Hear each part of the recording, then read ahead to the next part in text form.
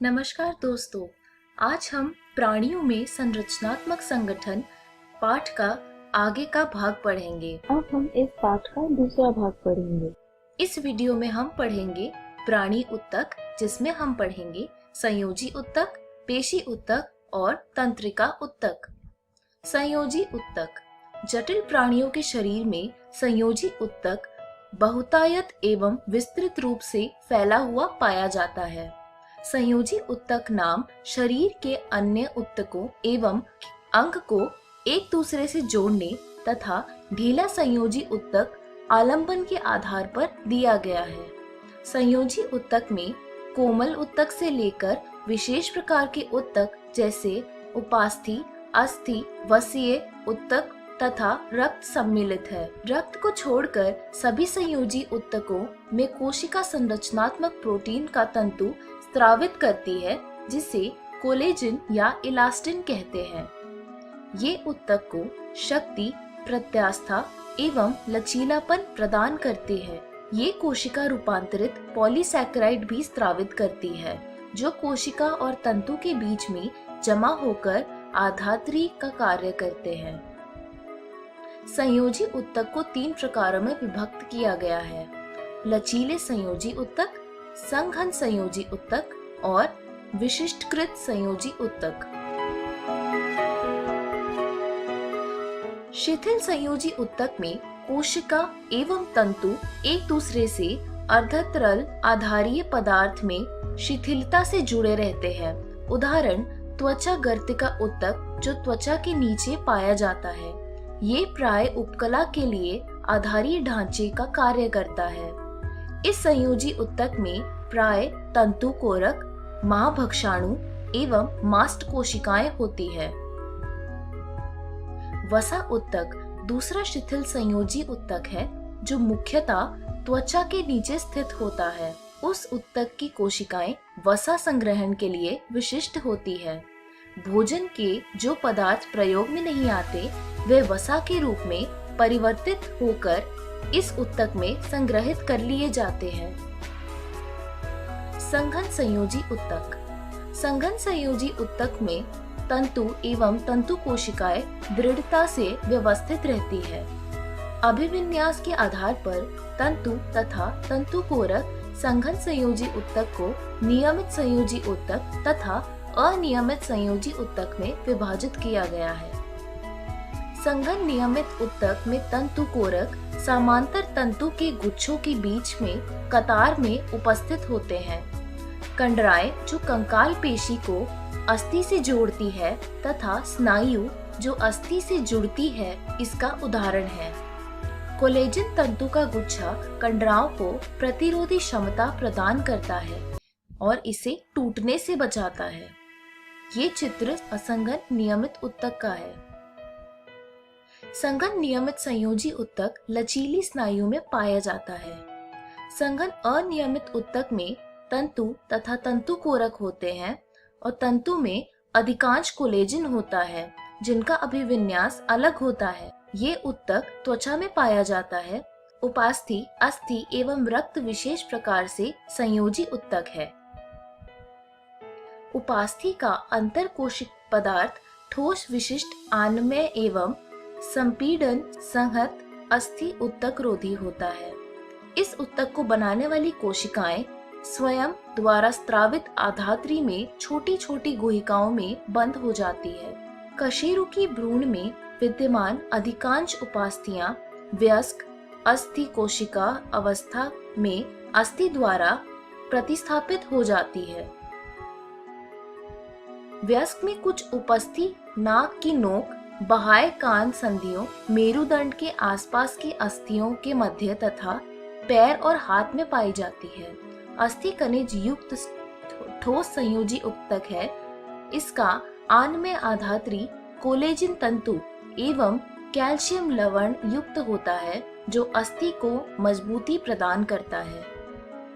यह शरीर का मुख्य ऊतक है, जो लाल रुधिर कणिका शरीर के कोमल अंगों का संरचनात्मक ढांचा बनाता है तथा ऊतकों को सहारा एवं सुरक्षा देता है।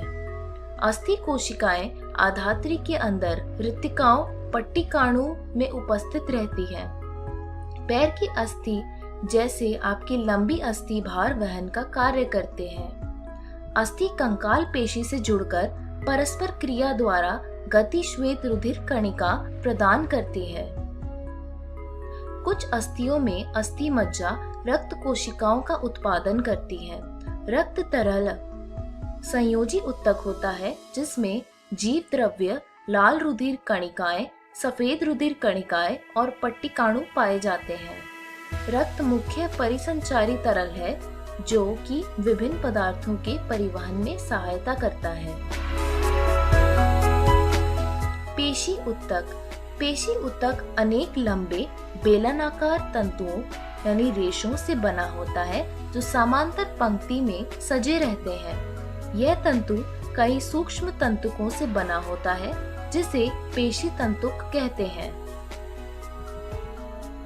समस्त पेशी तंतु समान्वित रूप से उद्दीपन के कारण संकुचित हो जाते हैं तथा पुनः लंबा होकर अपनी असंकुचित अवस्था में आ जाते हैं। पेशी ऊतक की क्रिया से शरीर वातावरण में होने वाले परिवर्तनों के अनुसार गति करता है तथा शरीर के विभिन्न अंगों की स्थिति को संभाले रखता है। सामान्यतः शरीर के सभी गतियों में पेशियां प्रमुख भूमिका निभाती हैं। पेशी ऊतक 3 प्रकार की होती हैं: कंकाल पेशी, चिकनी पेशी और हृदय पेशी। इस चित्र में आप देख सकते हैं किस तरह पहले हमने देखा कंकाल पेशी, चिकनी पेशी और हृदय पेशी। कंकाल पेशी। कंकाल पेशी मुख्य रूप से कंकाली अस्थि से जुड़ी रहती है। प्रारूप पेशी जैसे द्विशिरस्का पेशी में रेखीय कंकाल पेशी तंतु एक समूह में एक साथ समांतर रूप में पाए जाते हैं। पेशी ऊतक के समूह के चारों ओर कठोर संयोजी ऊतक का आवरण होता है। चिकनी पेशी। चिकनी पेशी चिकनी पेशीय ऊतक के संकुचनशील कोशिका के दोनों किनारे पतले होते हैं। इसमें रेखा या धारियां नहीं होती है। कोशिका संधियां उन्हें एक साथ बांधे रखती हैं तथा ये संयोजी ऊतक के आवरण से ढके समूह रहते हैं। आंतरिक अंगों जैसे रक्त नलिका, अग्नाशय तथा आंत की भित्ति में इस प्रकार की पेशी ऊतक पाए जाते हैं। चिकनी पेशी का संकुचन अनैच्छिक होता है क्योंकि इनकी क्रियाविधि पर सीधा नियंत्रण नहीं होता। जैसे कि हम कंकाल पेशियों के बारे में कर सकते हैं, चिकनी पेशी को मात्र सोचने भर से हम संकुचित नहीं कर सकते हैं। हृदय पेशी संकुचनशील ऊतक है जो केवल हृदय में ही पाई जाती है। हृदय पेशी की कोशिकाएं कोशिका संधियों द्वारा द्रव्य कला से एक रूप होकर चिपकी रहती है। संचार संधियों अथवा अंतर्विष्ट डिस्क के कुछ संगलन बिंदुओं पर कोशिका तंत्रिकाश एक इकाई के रूप में संकुचित होती है। जैसे कि जब एक कोशिका संकुचन के लिए संकेत ग्रहण करती है तब दूसरी पास की कोशिका भी संकुचन के लिए उद्दीपित होती है। तंत्रिका ऊतक। तंत्रिका कोशिकाएं उत्तेजनशील कोशिकाएं हैं जो तंत्रिका तंत्र का संचार इकाई है। तंत्रीबंध कोशिका बाकी तंत्रिका तंत्र जो संरचना प्रदान करती है तथा तंत्रिका कोशिकाओं को सहारा तथा सुरक्षा देती है। हमारे शरीर में तंत्रीबद्ध कोशिकाएं तंत्रिका ऊतक को आयतन के अनुसार आधे से ज्यादा हिस्से बनाते हैं। तंत्रिका कोशिका जब उत्तेजित होती है तब विभव परिवर्तन तंत्रिका कोशिका में अंतिम छोर पर पहुंचता है तथा आसपास की तंत्रिका कोशिका एवं अन्य कोशिकाओं को या तो उद्दीपित करता है अथवा उन्हें उद्दीपित होने से रोकता है। इस वीडियो में हमने सीखा प्राणी ऊतक, जिसमें हमने पढ़ा संयोजी ऊतक, पेशी ऊतक और तंत्रिका ऊतक। धन्यवाद।